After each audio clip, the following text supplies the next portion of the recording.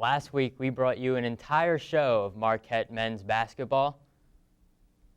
So tonight, we're giving you everything Marquette women's basketball has. It's Golden Eagle Sports Report. Let's go.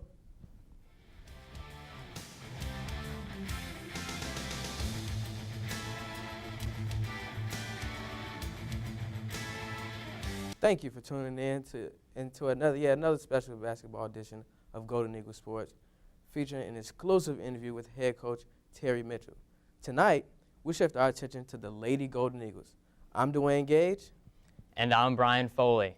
We're going to start things off just a few weeks back with Marquette's home matchup against Providence on January 21st. Current men's basketball player John Dawson and former women's player Serena Simmons on hand to watch Marquette host Providence.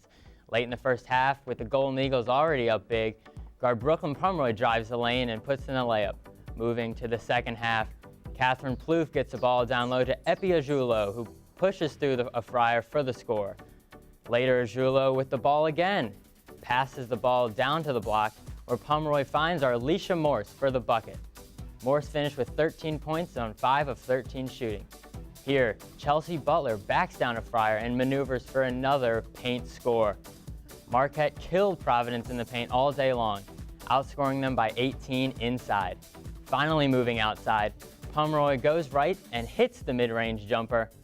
Marquette went on to win 87-79, moving to 4-2 in the Big East and 13-4 overall.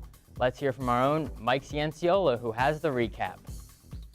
Tuesday night, Terri Mitchell and the Marquette women's basketball team hosted the Providence Friars, and for the first time in the Big East this season, the Golden Eagles came away victorious at home, winning 87-79. There's something extra you need on the road, as we all know, to win, and we have to make sure that opponent feels that extra, that we're going to go at them and make it difficult on both ends of the court by pushing the tempo, changing up on defense, and being aggressive on the boards. Following a close loss to league-leading St. John's on Saturday, Marquette hit the court Tuesday with an eat-or-be-eaten attitude.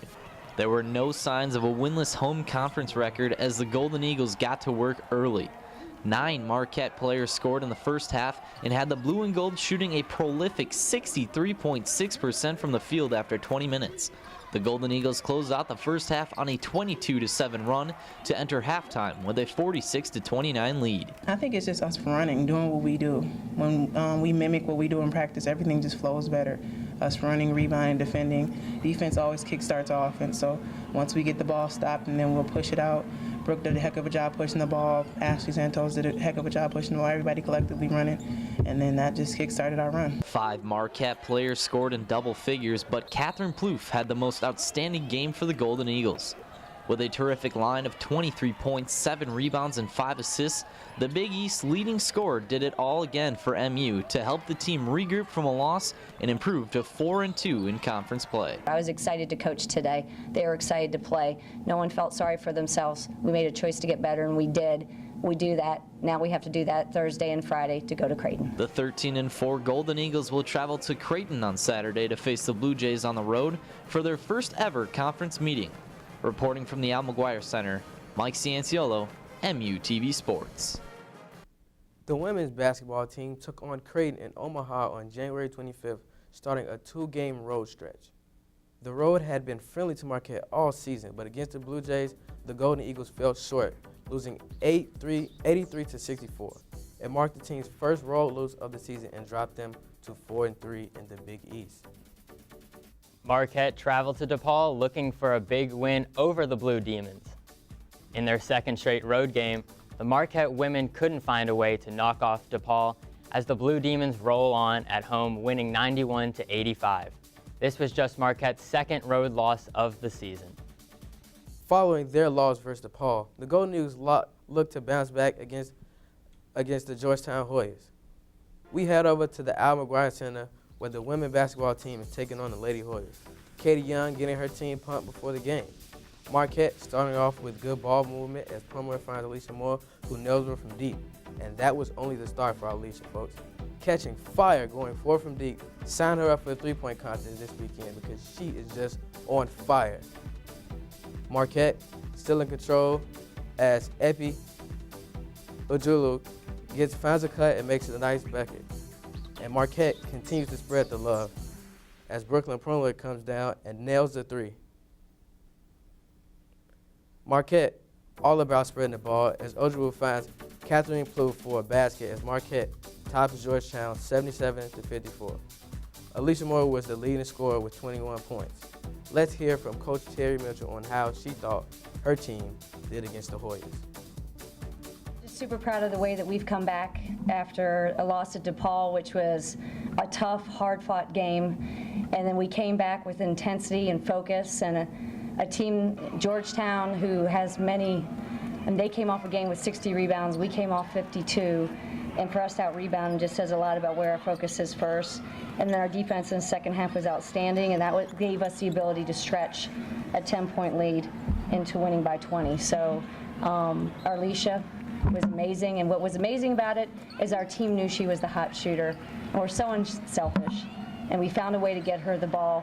And then the second half, when they were keying on her, other people stepped up. So total team effort, great win. We have a great opportunity, being at home 5 of the next 6 games. So we really just need to keep stepping up and getting better. Marquette's junior forward, Arlisha Morse, was named to the Big East Weekly Honor Roll for the second time this season. She averaged 16 points a game this week against Georgetown and DePaul, including 21 points in a victory over the Hoyas. Morse previously made the honor roll on December 23rd. With the 3.4 GPA, senior Kathleen Pulte was selected to the Capital One Academic All-District 6 squad for the first time. The senior who will be graduating in May is leading in scoring in the Big East. Pulte averaged a double-double this season with 18 points and 10 rebounds per game. A rough stretch of road games for Terri Mitchell and squad, but they finally got things going at home. That they did, Dewayne. For more on Marquette's women's basketball, we turn to our analyst, Tim. I'm Tim Leibforth, joined here by our analysts Peter Fiorentino and Adam Pulte. Guys, what happened on the road? Creighton and Butler after being previously unbeaten away from the Al. Well, Tim, I'll tell you exactly what happened. It was the turnover ratio. They lost the turnover battle both times. They lost 15-16 and then 15-28. 28 turnovers, you're not going to win a game with 28 turnovers, Adam. Yeah, also the team really didn't shoot that well. 33% against Creighton, that's not going to get it done. Also, when you're getting out-rebounded, you're talking about a great rebounding team, and when you can't do something that survives and gets you wins, that's just not a recipe for success. Absolutely, 33% from the field, it's not going to get the job done. Catherine Pulte was recently awarded for her academics. But how about her athletic ability? Is she a Big East Player of the Year material? You know, she's definitely in the conversation, and when I mean in the conversation, probably the top 3 players. She is there, but I think one thing that's really holding her back right now, and it's not necessarily fair, but it's the team's record. You know, they're only 6-5 in the Big East, and how can you be the Big East Player of the Year when your team's only 6-5 and ranked 5th right now in the Big East?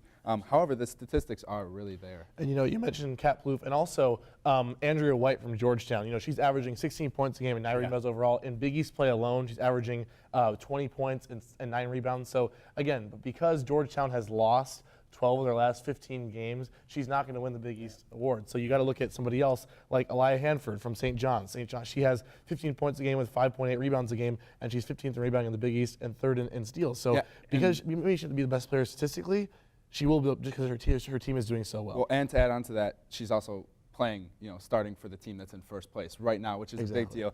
Obviously, Kat's stats are actually better in nearly all categories, but unfortunately, that's just not getting the job done because Marquette's only 6-5 still. So it's not.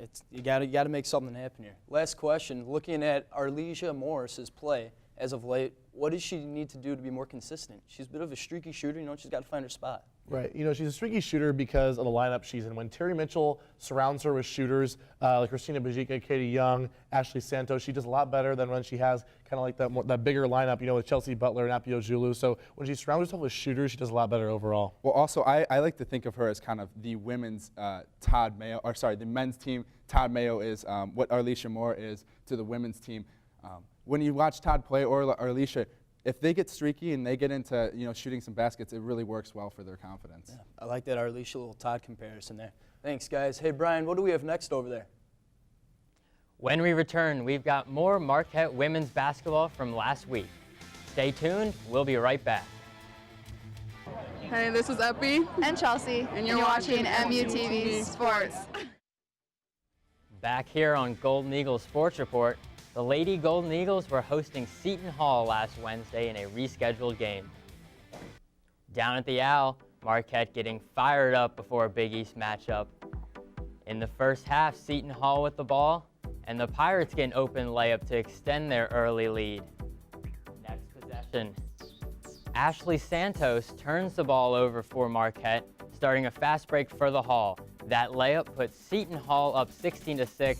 Marquette calls the timeout.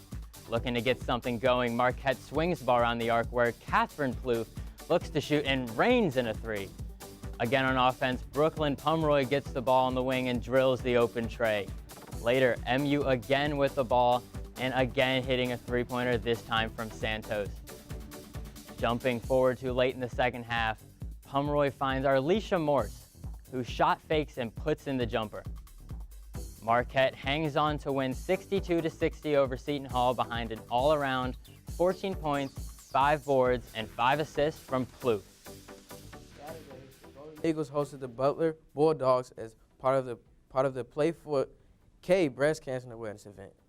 The Golden Eagles are home in their pink uniforms, ready to take on Butler. Early on, Ashley Santos makes a good cut to the basket and gets an easy bucket as Marquette tries to establish some offense early. Catherine Plouffe continues with the knock it down a three-pointer coming off a screen, but Marquette was not done yet. As Brooklyn Pomeroy dishes a dime in the corner to Katie Young, and she was hot, feeling it, knocking down one from three. She continues as she's attacked strongly to the rim, get to the basket with contact, and we call that an and one. The offense continued as three-point threat Arlisha Moore makes another one from deep. But it was just not enough as Brooklyn Pomeroy turns the ball over and Butler gets the win 74-70. For more on this game, we go to Peter. Saturday evening, the Marquette Golden Eagles women's basketball team hosted the Butler Bulldogs as a part of their 9th annual Play for K breast cancer awareness event. The Golden Eagles were sporting pink apparel from top to bottom, including jerseys, socks, and shoes. Aside from their new look, Marquette was fresh off a win versus Seton Hall on Wednesday. They started the game strong, taking a 6-point lead into halftime. However, in the second half, Butler shot an impressive 52% and stifled the Golden Eagles on defense, taking this Big East matchup 74-70. We did not get the stops that we needed at the critical times, and their zone, when we attacked, good things happened. When we didn't, we were rushed on our shots and we took too much time. So it became a game of taking too much time off the clock, looking for that. But when we looked for gaps, we were very good. So yeah, it hurts. And that's this conference this year. And we have to figure out a way to rebound quickly and get ready to go on the road to Providence. In the first half, the Golden Eagles were hitting from all cylinders. They shot 46.4% from the field, including 5 first-half threes, and hit on all 6 of their free throws. Paving the way was Katie Young, who had 12 points and 10 rebounds at the break. Young ended with 21 points and 15 rebounds. Coach Mitchell addressed what Young brings to the Marquette squad. So when she gets that energy and creates that, everybody goes around her, and sometimes you're just feeling it. Try to get her a few more looks, the kind of half that she was having, but just kept telling her to attack. Katie's best when she attacks, and threes become second for her. If you look at her line, only shooting 3 threes, but making 2 of them, that she's in a good rhythm. The second half belonged to Butler. The Bulldogs hit 13 field goals on only 25 attempts and shot 17 free throws, making good on 13 of them. The Golden Eagles had one last chance, down 3 with under a minute left, but an unlucky turnover by point guard Brooklyn Pomeroy sealed it for Butler. The Golden Eagles dropped to 6-5 in the Big East and will take on Providence Tuesday night. Reporting from the Al McGuire Center, Peter Basch, MUTV Sports. Marquette women basketball is on the road tonight at Providence.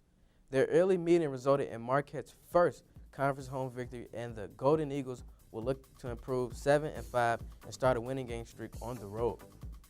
This women's team has had a rather bumpy conference schedule so far, Dewayne. I say that's right, Brian. 3 of their 5 home games in the Big East have been losses. For a close look at women's hoops, we go back to Tim and our analysts. Guys, what's up? Thanks, Dewayne. Back at the analysis table one last time. Guys, Seton Hall is a nail-biter. How can these ladies go from delivering blowout victories to getting nail-biter wins? Well, it just happens that it's Big East basketball. And with Big East basketball, the competition is always going to be there. So if you're not prepared, some games you can come in and then be down by 15 at half and come back and only win by a couple points.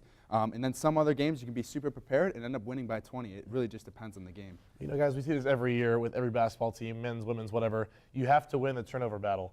They lost at both times against their away games. Seton Hall, they lost 17 to 25. They turned the ball over 25 times, and against Georgetown, 20 times against them. So a combined 45 times they've turned the ball over in the last 2 games on the road. It's not going to get it done. You have to win the turnover battle. Ball security's clutch. You got to have it. Looking at the Butler game, why has their home court been difficult to defend this year? Well, Tim, can you say home court disadvantage? I mean, really, seriously, there's no home court advantage. There's no students that show up for the game. You know, they all go. If the crowd that showed up to the men's game showed up to the women's games, it would be awesome. It would be huge. It would be rocking. But nobody does that. You know, I can't say necessarily that's because I'm sure when they're away, they're not necessarily packed student sections either. I personally think that, you know, whether they go on the road or whether they play at home, they're just playing with the same intensity this year. And they're fighting out for their wins, but I don't really see like a home court advantage. I don't see them defending the L this year. And we saw that last year with the men's basketball team, but not really this year. You'd think it would be a little easier winning on your own home court, but I guess not. I don't know. Finally, with their matchup against Providence on the road, what are your predictions? They already beat Friars once this year. What do you think? Well, this is my predictions. The Friars are 6-17. 1-11 in the Big East. You need to win this game. Get back on track. Move to 7-5 in the Big East. I think they win big. This is a statement game for them. I would love to see this team come out with intensity and really win a big game here. Yeah, last time Providence was at the L, they lost by 8. Marquette is very strong on the road, as we saw earlier in the season. Not recently, so trying to get back on track there. And Providence has lost 16 of their last 18 games. So, again, a Providence team that really has not been getting it done on the offensive side of the ball. Yeah, also. So I'm really looking for Marquette to win this game. Yeah, the women's basketball team is one of the better rebounding teams in the country. A lot of teams don't know that they're second ranked in the NCAA, so that's huge for them tonight. So. Just need to dominate the game. That's what it comes down to. Yeah. Thanks, guys. That'll do it for us over here. Dewayne, back to you. We come back from break. We will have an exclusive interview with the women's head coach, Terri Mitchell, so don't go anywhere. This is Gus Johnson, and you're watching MUTV Sports. In the final part of Golden Eagle Sports Report tonight, MUTV sits down with the women's basketball head coach, Terri Mitchell, about her trip to Africa with the organization's Souls for Jesus. Souls for Jesus, Diane Studer went to Ethiopia years ago and just on a missions trip, and she just noticed so many people in bare feet. Found out that 1 in 5 people don't have shoes that live in Africa. So she just came back with a passion in her heart to do something. So she left her job, and she has 22 states. It's 22, could be more now, that she has representatives. And you just ask people to go into their closets and take out pairs of shoes that they're not using anymore. And obviously high heels don't really translate, but practical shoes, sneakers, flats, anything that's not so bad that you're cutting the grass with them, but ones that obviously somebody could use, that you're just no longer using. And she has drop-off boxes and drop-off places. So I got to know Diane. She's located here in the Milwaukee area. Got to know her and got involved and actually went on a trip, and our team collects shoes, and we've gone over to the warehouse to help sort them. So really the organization, they pack 8,000 pairs of shoes in a shipment that they send. And I think they have over 100,000 pairs in 3 years that they've sent over. So it's about making right contacts, and she'll take a team once a year over there just to be physically, can't be there all the time when the shoes are delivered, but she likes to be there at least once a year to the different countries and deliver the shoes. So last year Mozambique was a new area. So we went as a team and we delivered, I think, about 3,000 of the 8,000 pairs to the different villages. The moment is pulling up and seeing the line of people that have been there for hours waiting to get a pair of shoes. So they will be waiting in the church for you, and they're there to celebrate, and they're singing. The music and the dancing is, you might see it in some of the videos, and it's just unbelievable. They're so full of joy, and they're dancing, and they're excited. And then we introduce ourselves, and then Diane gives a brief message. So the way that it goes, the elders take everyone out, and they line people up according to the greatest need. Now, we have nothing to do with it. They know. So they put it in from the greatest need to who they think maybe everybody's in need, but they go from the most desperate. And then they'll ask the women of the village who are maybe again, I don't know all this stuff, but the older women come, then it's the children, and then it's the teens, and then the men are usually left for last. And they come in the door, and we measure their feet, and we wash their feet. And then after we wash their feet, somebody else from the team. So there's a team measuring, a team washing, and a team getting a pair of shoes. So if you were on my team and you would measure and say, okay, 9 women, they'd bring them to me, I'd wash their feet, then we'd get Megan to go get 9 women's out of the pile. So we put each pile of shoes in an area so it's just really easy to go and get it, and then we give them their shoes. And the whole point of washing is to be servants, to say, you know, Jesus was the greatest servant that walked the earth, and he washed his disciples' feet. So we've come here to serve you. And we've had some really interesting, you talk about reactions, we've had really interesting reactions. People are like, no, you shouldn't wash our feet. It's like, no, we should. Like, we're here to serve you, and we want to be servants.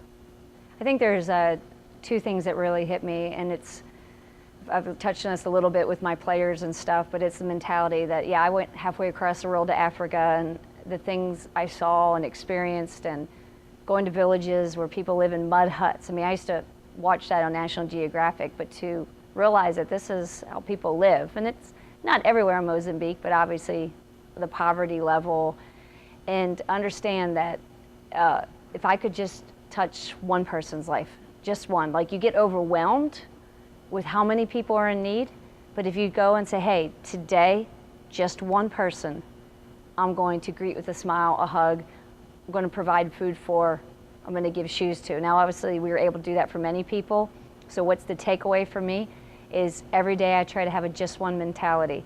So who can I drop a note to today to thank? Who can I encourage today? Who can I help by sending a check? If there's an organization in need, I try to do those things and not, I mean, I'm telling you now, but I'm not public about it. I just do it because I'm like, if I can affect just one. So that's the first thing. The second thing is even when you don't feel well, you still do what God's called you to do. So I think sometimes we think it's all glorious and you go and you do this mission trip and everything's happy and it's great. And the reality is I was on that trip and did not feel well the entire time. And I have very much a team mentality, so I didn't tell anybody what was going on. I just, every day, just said, hey, I got to get up, got to do what I'm supposed to do with a smile on my face. I'm here to serve the people that God's put in my pathway. And when I got home, I got really, really sick. But that's not the point of it. It's not for anyone to feel sorry for Terri. The point of it is you still serve anyway. You still do what you're supposed to do anyway. And that's a good lesson in life because it's easy to do things when you're feeling great. I mean, that's human nature. But when you're not feeling good, will you do what you're supposed to do to help another person? And I think that's the 2 great lessons I learned. Talk about being the difference here at Marquette. Great role model for the leading women's basketball team. Thanks for watching the Golden Eagle Sports Report. For our analysts Tim Leibforth, Peter Fiorentino, and Adam Pulte, and my co-host Dewayne Gage, I'm Brian Foley. Good night, Marquette.